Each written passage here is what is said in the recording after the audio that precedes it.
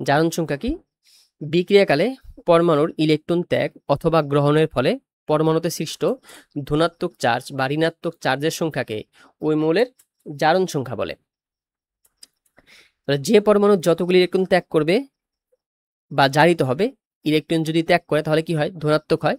তাহলে ধনাত্মক চার্জ সৃষ্টি হয়। তাহলে যে পরমাণু যতগুলি ইলেকট্রন ত্যাগ করে বা জারিত হয় ততগুলি পজিটিভ চার্জ লাভ করে। তার মানে কি? যে জারিত হবে সে পজিটিভ চার্জ লাভ করবে। আর যে বিজারিত হবে, যে পরমাণু যতগুলি ইলেকট্রন গ্রহণ করে বা বিজারিত হয় ততগুলি নেগেটিভ চার্জ সে লাভ করবে। তার মানে পজিটিভ চার্জ মানে সে তার জারণ ঘটেছে, আর নেগেটিভ চার্জ হওয়া মানে সে তার বিজারণ ঘটেছে। দেখো এই বিক্রিয়াতে দেখো সোডিয়াম এক ইলেকট্রন ত্যাগ করে সোডিয়াম প্লাস আয়নে পরিণত হয়েছে। তাহলে এই সোডিয়ামের কি ঘটেছে? জারণ ঘটেছে। কয়টা ইলেকট্রন সে ত্যাগ করেছে? একটা। তাহলে আমরা বলতে পারবো যে এখানে সোডিয়ামের জারণ সংখ্যা +1। জারণ সংখ্যা +1। সোডিয়ামের যোজনী কত? 1। আর জারণ সংখ্যা +1। যোজনী এবং জারণ সংখ্যার মধ্যে কিছু পার্থক্য রয়েছে, আমরা একটু পরে পড়বো সেটা।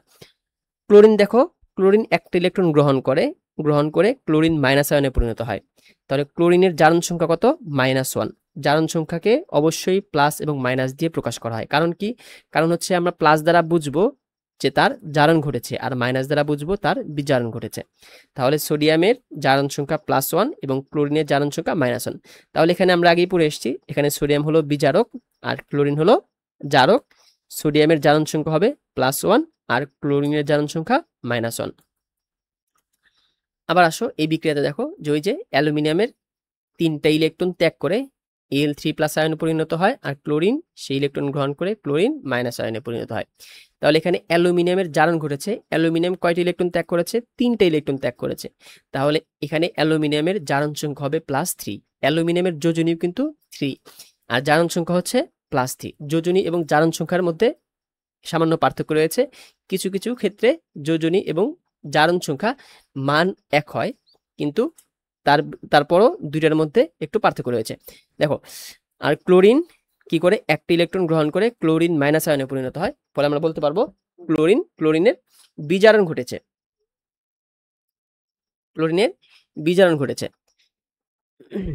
তাহলে এখানে অ্যালুমিনিয়াম হলো বিজারক আর ক্লোরিন হলো জারক। তাহলে অ্যালুমিনিয়ামের জারণ সংখ্যা কত? +3 আর ক্লোরিনের জারণ সংখ্যা -1। আমরা এবার বিভিন্ন অণুতে বিভিন্ন পরমাণু বা মূলকের জারণ সংখ্যা কিভাবে বের করতে হয় সেটা আমরা এখানে শিখব। তার আগে আমাদের কিছু বিষয় মুখস্থ রাখতে হবে। যেমন দেখো, যে নিরপেক্ষ বা মৌলিক অবস্থায় পরমাণু, অণু বা যৌগের মোট যে জারণ সংখ্যা সেটা 0 হয়। যেমন দেখো সোডিয়ামের জারণ সংখ্যা, ধরো সোডিয়াম নিরপেক্ষ আকারে আছে, সোডিয়াম তোমার যৌগে নাই, শুধু সোডিয়াম আকারে আছে, সোডিয়াম পরমাণু আকারে আছে। তাহলে যেহেতু নিরপেক্ষ অবস্থায় আছে, তাহলে নিরপেক্ষ অবস্থায় সোডিয়ামের জারণ সংখ্যা হবে 0। তাহলে ক্লোরিনের জারণ সংখ্যা কি হবে? এখানে 0। কারণ কি? ক্লোরিন তোমার এটা নিরপেক্ষ অবস্থায় আছে। দেখো সোডিয়ামের জারণ যোজনী ছিল 1, কিন্তু এখানে সোডিয়ামের জারণ সংখ্যা কত হয়েছে? 0 হয়েছে। তার মানে কি? যোজনী এবং জারণ সংখ্যার মধ্যে পার্থক্য রয়েছে। তাহলে সোডিয়ামের জারণ সংখ্যা কখন 0? সোডিয়াম যখন পরমাণু আকারে থাকবে, যৌগে না। ক্লোরিনের জারণ সংখ্যা কত? ক্লোরিন পরমাণু আকারে আছে এবং নিরপেক্ষ অবস্থায় আছে, তাহলে এর জারণ সংখ্যা কত? 0। মানে কি? সে কোনো ইলেকট্রন গ্রহণ বা ত্যাগ করেনি, এটাও ইলেকট্রন গ্রহণ বা ত্যাগ করেনি। আর যখন ইলেকট্রন গ্রহণ বা ত্যাগ ঘটবে তখন জারণ সংখ্যা আসে।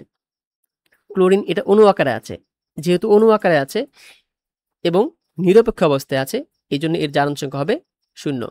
এবার আসো সোডিয়াম ক্লোরাইড। এই সোডিয়াম ক্লোরাইডের মোট জারণ সংখ্যা কি হবে? 0 হবে। এখানে সোডিয়ামের জারণ সংখ্যা হবে +1। কারণ কি? সোডিয়াম একটা ইলেকট্রন ত্যাগ করেছে আর ক্লোরিন সেই ইলেকট্রন গ্রহণ করেছে, তাহলে ক্লোরিন হবে -1। তাহলে এখানে সোডিয়ামের +1, ক্লোরিনের -1।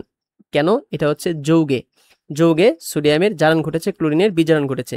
তারপর দেখো এই টোটাল জারণ সংখ্যা কত হবে? 0 হবে। কারণ কি? নিরপেক্ষ, সোডিয়াম প্লাস আর ক্লোরিন মাইনাস মিলে তোমার 0 হয়েছে। দ্বিতীয়টা হলো যে আধান বিশিষ্ট আয়নে, মানে চার্জ বিশিষ্ট আয়নে পরমাণু সমূহের মোট জারণ সংখ্যা আধান সংখ্যার সমান হয়। দেখো এগুলো হচ্ছে দেখো চার্জ বিশিষ্ট আয়ন। চার্জ বিশিষ্ট আয়নের তোমার যে জারণ সংখ্যা হবে এদের চার্জ সংখ্যা। চার্জ বিশিষ্ট আয়নের জারণ সংখ্যা হয় এদের চার্জ সংখ্যা। দেখো সালফেট আয়ন, সালফেট SO4 2-, এর চার্জ সংখ্যা কত? -2, তাহলে এর জারণ সংখ্যা হবে -2। আবার দেখো ফসফেট আয়ন, ফসফেট আয়ন হচ্ছে PO4 3-, তাহলে এর চার্জ সংখ্যা কত? -3, তাহলে এর জারণ সংখ্যা হবে -3। হাইড্রোনিয়াম আয়ন যে H3O+ আয়ন, এর জারণ সংখ্যা কত হবে? যেহেতু এর প্লাস মানে +1, তাহলে এর জারণ সংখ্যা হবে +1। অ্যামোনিয়াম আয়ন বা NH4+ আয়ন, এর জারণ সংখ্যা কত হবে? এর জারণ সংখ্যা হবে, এর চার্জ কত? প্লাস, শুধু প্লাস মানে +1, তাহলে এর জারণ সংখ্যা হবে +1। আবার বলেছে যৌগে ক্ষার ধাতু সমূহের জারণ সংখ্যা +1 হয় এবং ধাতব হ্যালাইডে হ্যালোজেনের জারণ সংখ্যা -1 হয়। কেন? কারণ কি, যারা ক্ষার ধাতু করা সোডিয়াম, পটাশিয়াম, এরা কি করতে পারে? এদের সর্বশেষ শক্তি স্তরে একটা ইলেকট্রন থাকে, তারা একটা ইলেকট্রন দান করতে পারে, তারা কিন্তু গ্রহণ করতে পারে না, তারা দান করতে পারে। এই জন্য তাদের জারণ সংখ্যা কি হবে? +1 হবে। কখন? যৌগে, যৌগ হবে। কিন্তু তারা যদি মুক্ত অবস্থায় থাকে, পরমাণু করা থাকে, তখন কিন্তু এদের জারণ সংখ্যা কি হবে? 0 হবে। তাহলে যৌগে ক্ষার ধাতু সমূহের জারণ সংখ্যা হয় +1। আবার এবং ধাতব হ্যালাইডে হ্যালোজেন কারা? ওই যে ফ্লোরিন, ক্লোরিন, ব্রোমিন, আয়োডিন, এদের একটা ইলেকট্রন ঘাটতি থাকে, ফলে এরা একটা ইলেকট্রন গ্রহণ করে। কখন? হ্যালাইড যৌগে, তখন এদের জারণ সংখ্যা হয় -1।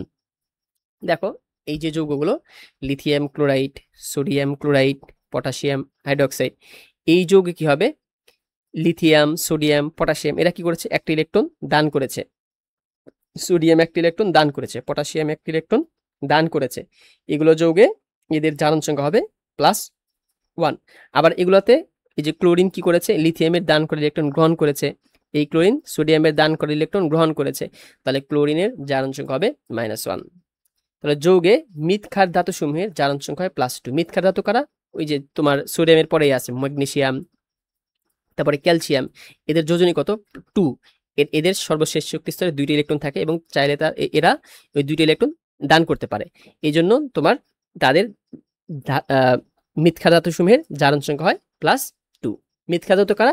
তোমার যারা 2 নাম্বার গ্রুপে থাকে, ম্যাগনেসিয়াম, ক্যালসিয়াম, বেরিলিয়াম, এগুলো হচ্ছে মৃৎ ক্ষার ধাতু। এবার আসলে আমরা জারণ সংখ্যা নির্ণয় শিখব, যে যৌগে কিভাবে আমরা জারণ সংখ্যা নির্ণয় করব। একটা পরমাণুর একাধিক জারণ সংখ্যা থাকতে পারে, একটা পরমাণুর জারণ সংখ্যা ভিন্ন ভিন্ন হতে পারে বিভিন্ন মৌলে। এই জন্য কি আমাদের কি করতে হয়? মৌলের জারণ সংখ্যা বের করতে হয়। জারণ সংখ্যা বের করতে হলে আমরা কয়েকটা স্টেপে করতে হয়। এক নম্বর হচ্ছে যে যৌগে কোনো একটি মৌলের জারণ সংখ্যা বের করতে হলে যৌগের অন্যান্য মৌলের জারণ সংখ্যা জানতে হবে। মানে ধরো তোমাকে একটা যৌগ দিল, বললো যে একটা নির্দিষ্ট পরমাণুর জারণ সংখ্যা কত, তাহলে সেই পরমাণুর জারণ সংখ্যা জানার জন্য অপর যে তোমার পরমাণুগুলো আছে তার জারণ সংখ্যা তোমাকে জানা থাকতে হবে। 2 নম্বর হলো যে পরমাণুটির জারণ সংখ্যা বের করতে হবে তার জারণ সংখ্যা ধরে নিতে হবে। ধরে নিতে হবে মানে কি? তার জারণ সংখ্যা আমরা ধরে নিব, ধরি তার জারণ সংখ্যা x বা তার জারণ সংখ্যা ক, এভাবে আমরা ধরে নিব। তারপর বাকি মৌলগুলির জারণ সংখ্যাকে নিজ নিজ পরমাণু সংখ্যা দ্বারা গুণ করে তাদের সমষ্টি বের করতে হবে। মানে কি, যে বাকি যে পরমাণুগুলো থাকবে তাদের জারণ সংখ্যাকে আমি তার পরমাণু সংখ্যা দ্বারা গুণ দিব, গুণ দিয়ে সবগুলাকে যোগ করব। নিরপেক্ষ যৌগের ক্ষেত্রে সমষ্টি হবে 0। তারপরে এই যে যোগ করলাম, এই যোগফল হবে কি? নিরপেক্ষ যৌগের ক্ষেত্রে 0, আর আয়নের ক্ষেত্রে এদের সমষ্টি হবে তার চার্জ সংখ্যার সমান। তাহলে চলো আমরা এই নিয়ম ফলো করে কয়েকটা যৌগের পরমাণুর জারণ সংখ্যা বের করে ফেলি। দেখো বলেছে এটা পটাশিয়াম পারম্যাঙ্গানেট KMnO4, যে পটাশিয়াম, ম্যাঙ্গানিজ আর 4টা অক্সিজেন আছে। এই যৌগে ম্যাঙ্গানিজের জারণ সংখ্যা বের করতে বলেছে। তাহলে আমাদের এই নিয়ম অনুযায়ী প্রথমে কি করতে হবে? আমাদের পটাশিয়াম আর অক্সিজেনের জারণ সংখ্যা জানা থাকতে হবে। তাহলে পটাশিয়াম কি করে? দেখো পটাশিয়ামের যোজনী 1, মানে সে একটা ইলেকট্রন দান করে, তাই না? যদি দান করে তাহলে পটাশিয়ামের যোজনী হচ্ছে +1, যে দান করে তার কি হয়? +1 হয়, জারণ ঘটে। আর অক্সিজেনের যোজনী কত? 2, এবং অক্সিজেন কি করে? ইলেকট্রন 2টা গ্রহণ করে, তাহলে অক্সিজেনের জারণ সংখ্যা কত হবে? -2। তাহলে আমরা পটাশিয়ামের জারণ সংখ্যাও জানলাম, অক্সিজেনের জারণ সংখ্যাও জানলাম। এবার ম্যাঙ্গানিজের জারণ সংখ্যা জানার জন্য আমাদের কি করতে হবে? এর জারণ সংখ্যা ধরে নিতে হবে। তাহলে আমি লিখব, ধরি পটাশিয়াম পার ম্যাঙ্গানিজ যৌগে ম্যাঙ্গানিজের জারণ সংখ্যা x। আমরা কি করলাম? ধরে নিলাম। এবার কি করব? যে বাকি মৌলগুলোর জারণ সংখ্যাকে নিজ নিজ পরমাণু সংখ্যা দ্বারা গুণ করে তাদের সমষ্টি বের করতে হবে। তাহলে পটাশিয়ামের যোজনী কত? পটাশিয়ামের জারণ সংখ্যা কত? +1। আছে কয়টা? একটা। এখানে 1 দ্বারা গুণ করা হয়েছে ধরো। প্লাস যোগ করেছি। ম্যাঙ্গানিজের কত? আমরা ধরে নিয়েছি x, প্লাস x। অক্সিজেনের জারণ সংখ্যা কত? -2, কারণ অক্সিজেন 2টি ইলেকট্রন গ্রহণ করতে পারে, আর গ্রহণ করলে মাইনাস হয়। তাহলে অক্সিজেনের -2 আছে কয়টা? 4টা, ইন্টু 4 ইকুয়াল কত? 0। কেন? তোমার হচ্ছে নিরপেক্ষ যৌগ, তাই না? এদের কোনো কি নাই? চার্জ নাই। চার্জ না থাকলে এদের সমষ্টি হয় 0। তাহলে এবার আমরা x এর মানটা বের করলেই ম্যাঙ্গানিজের জারণ সংখ্যা বের হয়ে যাবে। তাহলে 1 যে +1 প্লাস x আর -2 ইন্টু 4 কত হয়? -8 হয়। তাহলে x ইকুয়াল টু কত হবে? এই যে 1 -8 আর +1 -7, আর -7টা এই পাশে চলে গেলে x ইকুয়াল টু +7। তো আমরা বলতে পারবো ম্যাঙ্গানিজের জারণ সংখ্যা হবে +7। আশা করি বুঝতে পেরেছো। আমরা আরো কয়েকটা সলভ করব। সালফিউরিক অ্যাসিড যৌগে H2SO4 যৌগে সালফারের জারণ সংখ্যা বের করো। যেহেতু সালফারের জারণ সংখ্যা চেয়েছে, তাহলে আমরা সালফারের জারণ সংখ্যা ধরে নেব যে H2SO4 যৌগে সালফারের জারণ সংখ্যা ধরি x। এবার কি করব, যে এই যে এগুলোর প্রত্যেকের জারণ সংখ্যা দ্বারা পরমাণু সংখ্যা গুণ করে তাদের সমষ্টি বের করব। সমষ্টি হবে 0। তাহলে হাইড্রোজেনের +1 আর অক্সিজেনের -2 জারণ সংখ্যা। তাহলে +1 হাইড্রোজেন আছে 2টা, 2 দ্বারা গুণ করেছি, প্লাস সালফার আছে একটা, তাহলে x। অক্সিজেন জারণ সংখ্যা -2 আছে 4টা, ইন্টু 4 ইকুয়াল 0। যেহেতু এর কোনো চার্জ নেই, অর্থাৎ নিরপেক্ষ যৌগ, এই জন্য এদের সমষ্টি হবে 0। এবার আমরা x এর মানটা বের করব। তাহলে +1 × 2 প্লাস x মাইনাস হচ্ছে 4 × 2 = 8, 8 ইকুয়াল টু 0। এখান থেকে দেখো -8 আর +2, -8 থেকে +2 যোগ করলে হয় 6। তাহলে সালফারের জারণ সংখ্যা হবে +6। তাহলে H2SO4 যোগে সালফারের জারণ সংখ্যা হবে +6। HClO4 এটাকে বলা হয় পারক্লোরিক অ্যাসিড। HClO4 বলা হয় পারক্লোরিক অ্যাসিড। পারক্লোরিক অ্যাসিড যৌগে ক্লোরিনের জারণ সংখ্যা বের করো। তাহলে আমরা প্রথমে ধরি ক্লোরিনের জারণ সংখ্যা x। তারপর কি করব, সবগুলোর জারণ সংখ্যা দ্বারা পরমাণু সংখ্যা গুণ করে যোগ করব। তাহলে হাইড্রোজেনের +1 এবং একটাই আছে, এই জন্য 1 দ্বারা গুণ করিনি। +1 ক্লোরিনের ধরেছিলাম x, তাহলে +x এবং একটাই আছে। মাইনাস অক্সিজেনের -2 প্লাস অক্সিজেনের -2, অক্সিজেন আছে 4টা, এবং যেহেতু এটা তোমার নিরপেক্ষ যৌগ, এই জন্য 0 নিয়েছি। সমষ্টি হচ্ছে 0। এবার x এর মান বের করব। তাহলে 1 + x আর 4 × -2 -8। এখান থেকে x -7, এই যে -8 আর +1 হয় 7। তাহলে x এর মান হচ্ছে 7। অর্থাৎ এই যৌগে ক্লোরিনের জারণ সংখ্যা হবে 7, মানে +7। তাহলে ক্লোরিনের জারণ সংখ্যা হবে +7। এটা ফসফরিক অ্যাসিড, যে H3PO4 যৌগে ফসফরাসের জারণ সংখ্যা বের করো।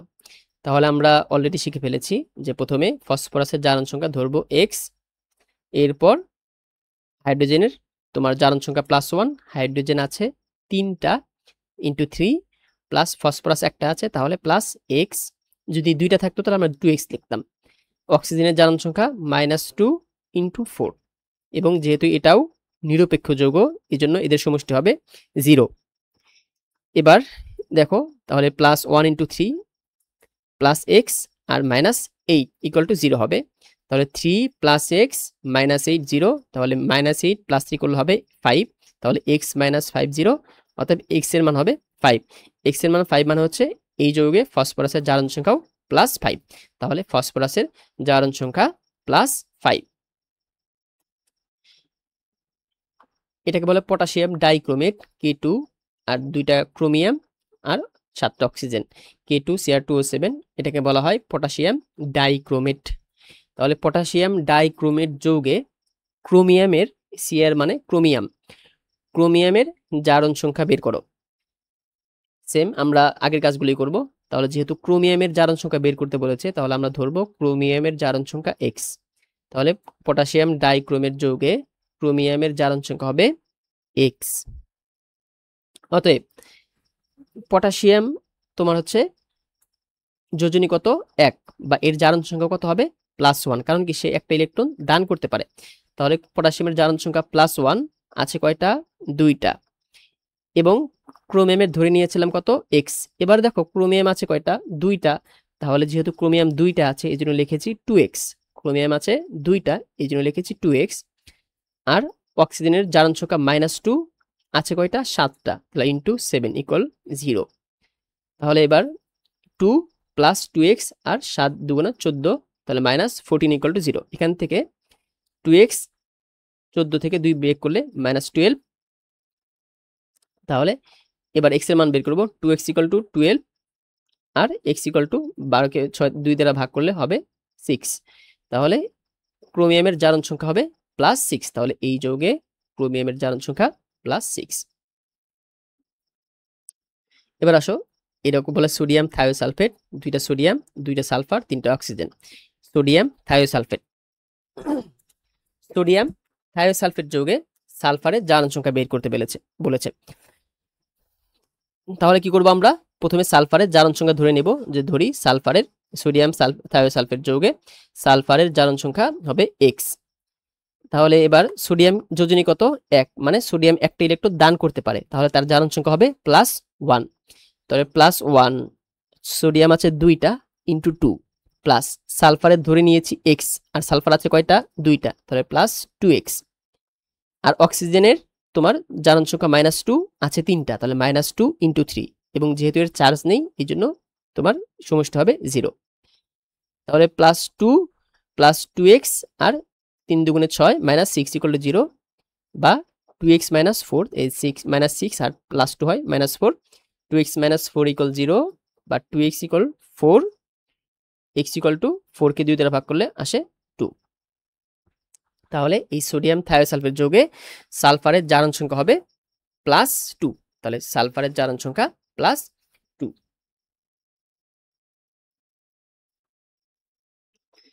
দেখো এই আয়নে, এই যৌগে ম্যাঙ্গানিজের জারণ সংখ্যা বের করো। এবার দেখো এই যে তোমার যৌগটা, এটা হচ্ছে তোমার আয়ন একটা, এটা কিন্তু আয়ন আকারে আছে, মানে চার্জ আকারে আছে। তাহলে আমরা কি করব? এই ম্যাঙ্গানিজের জারণ সংখ্যা বের করতে বলেছে, তাহলে ধরবো এই আয়নে ম্যাঙ্গানিজের জারণ সংখ্যা কত? x। তাহলে সেম কাজটা করব। তাহলে এই ম্যাঙ্গানিজের ধরে নিয়েছি x, প্লাস অক্সিজেনের জারণ সংখ্যা -2 ইন্টু 4। এবার দেখো এর সমষ্টি কত হবে? যেহেতু এটা নিরপেক্ষ যৌগ না, এর একটা কি আছে? মাইনাস চার্জ রয়েছে। তাহলে যদি তোমার আয়নের ক্ষেত্রে কি হয়? যৌগমূলকের আয়নের ক্ষেত্রে তোমার যদি চার্জ থাকে, তাহলে তাদের যে সমষ্টি সেটা কি হয়? তার চার্জ সংখ্যা হয়। এবার কিন্তু আর 0 নিব না, কেন? কারণ হচ্ছে এর চার্জ রয়েছে, এদের সমষ্টি হবে এর চার্জ সংখ্যা। তাহলে মাইনাস মানে -1। তাহলে x, ম্যাঙ্গানিজের x, অক্সিজেনের -2 ইন্টু 4 আছে 4টা, ইকুয়াল -1। এবার x এর মান বের করব। তাহলে x -8 ইকুয়াল টু -1। তাহলে x ইকুয়াল টু -8 এই পাশে আসলে +8 আর -1, তাহলে x এর মান হচ্ছে 7। তাহলে এই আয়নে ম্যাঙ্গানিজের জারণ সংখ্যা হবে +7। তাহলে ম্যাঙ্গানিজের জারণ সংখ্যা হলো +7।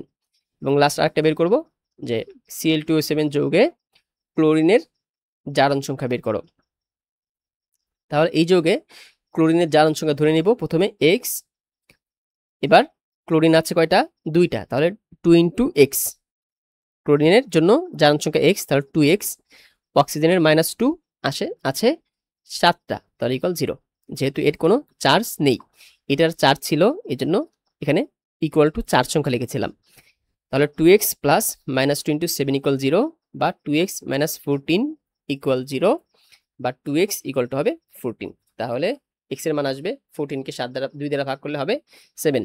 তাহলে এই যৌগে ক্লোরিনের জারণ সংখ্যা হবে +7। এবার আসো, বিভিন্ন অক্সাইড, আমরা অনেক সময় বিভিন্ন অক্সাইডের নাম শুনি, যে অক্সাইড শুনি, আবার বিভিন্ন যৌগের ক্ষেত্রে পার অক্সাইড শুনি, আবার সুপার অক্সাইডও শুনি। তাহলে এই অক্সাইড কারা, পার অক্সাইড কারা, আর সুপার অক্সাইড কারা? তাহলে অক্সাইড হচ্ছে সবগুলোর ভিতরে অক্সিজেন থাকবে, তাই না? তাহলে অক্সাইড কারা? যেখানে অক্সিজেনের জারণ সংখ্যা হবে -2, মানে যেখানে অক্সিজেনের যোজনী আমরা 2 বলতে পারি, তাই না? জারণ সংখ্যা যদি -2 হয়, দেখো এই যে ক্যালসিয়াম অক্সাইড যৌগে দেখো ক্যালসিয়ামের যোজনী 2 আর অক্সিজেনের যোজনীও 2।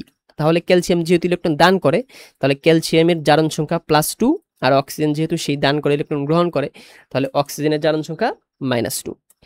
পটাশিয়ামের যোজনী কত ছিল? 1 ছিল। তাহলে পটাশিয়াম 2টি ইলেকট্রন দান করে এবং সেই 2টি দান করা ইলেকট্রন অক্সিজেন গ্রহণ করে। তার মানে এখানে অক্সিজেনের যোজনী অক্সিজেনের জারণ সংখ্যা -2 আর পটাশিয়ামের জারণ সংখ্যা +1, এভাবে যৌগ গঠন করে। তাহলে এগুলাকে আমরা বলবো পটাশিয়াম অক্সাইড, ক্যালসিয়াম অক্সাইড। তাহলে পারঅক্সাইড কারা? যে পারঅক্সাইড যেই যৌগে অক্সিজেনের জারণ সংখ্যা হবে -1, অক্সিজেনের জারণ সংখ্যা -1। যেমন এটা ছিল পটাশিয়াম অক্সাইড, আর এটাকে আমরা বলবো পটাশিয়াম পারঅক্সাইড। কি বলবো? এটাকে বলবো পটাশিয়াম পারঅক্সাইড। আবার H2O2 এখানে বলবো হাইড্রোজেন পারঅক্সাইড, হাইড্রোজেন পারঅক্সাইড। এই যৌগের নাম পটাশিয়াম পারঅক্সাইড, এই যৌগের নাম হাইড্রোজেন পারঅক্সাইড। কেন? আমরা চলো বের করি। তো ধরি এখানে যেহেতু অক্সিজেনের জারণ সংখ্যা, যদি অক্সিজেনের এই দুইটা যৌগে অক্সিজেনের জারণ সংখ্যা -1 হয়, তাহলে আমরা এটাকে পারঅক্সাইড বলতে পারবো। তাহলে অক্সিজেনের জারণ সংখ্যা আমরা ধরে নিই আগের মতো করে। অক্সিজেনের জারণ সংখ্যা ধরি x। তাহলে এই পটাশিয়াম অথবা দুইটা একই হবে আর কি, বের করা দুইটা একই হবে। ধরি এই যে পটাশিয়ামের কত? +1, আবার হাইড্রোজেনেরও জারণ সংখ্যা +1। তাহলে +1 আছে কয়টা? 2টা, ইন্টু 2 প্লাস অক্সিজেনের কত? x আছে কয়টা? 2টা, +2x। তাহলে পটাশিয়ামের জারণ সংখ্যা +1 ছিল 2টা, যোগ করেছি। অক্সিজেনের জারণ সংখ্যা ধরে নিয়েছিলাম x, এবং অক্সিজেন আছে 2টা, = 0। তাহলে আসে 2 + 2x = 0।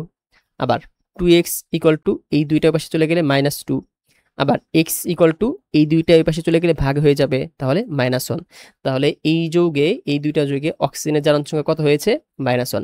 তাহলে আমরা বলতে পারবো এটা হচ্ছে অক্সিজেনের পারঅক্সাইড। তাহলে এই দুইটা যৌগের নাম হবে পটাশিয়াম পারঅক্সাইড আর হাইড্রোজেন পারঅক্সাইড।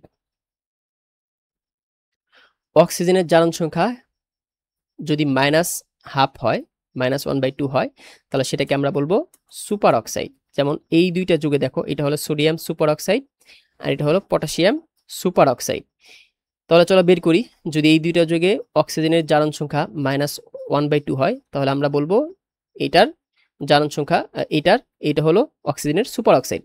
তাহলে আগের মতো করেই অক্সিজেনের জারণ সংখ্যা কি করব? x ধরবো। আর সোডিয়ামের জারণ সংখ্যা কত ছিল? +1।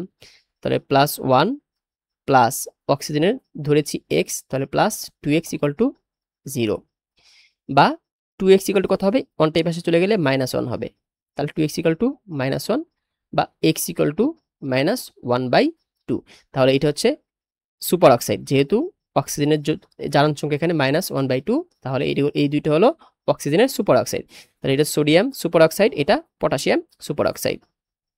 এবার আসো লাস্ট, যোজনী এবং জারণ সংখ্যার মধ্যে পার্থক্যটা কি? যে আমরা দেখলাম যে অনেক ক্ষেত্রে আমরা যোজনী আর জারণ সংখ্যা এক দেখেছি। তাহলে যোজনী কি? যোজনী হলো ওই মৌলের সাথে অপর মৌলের যুক্ত হওয়ার ক্ষমতা। আর জারণ সংখ্যা কি? ইলেকট্রন গ্রহণ বা ত্যাগের ফলে সৃষ্ট পজিটিভ বা নেগেটিভ চার্জের সংখ্যা। তাহলে যোজনী অনেক সময় জারণ সংখ্যা এবং যোজনীর মান এক হতে পারে, কিন্তু আবার যোজনী এবং জারণ সংখ্যা ভিন্ন হতে পারে।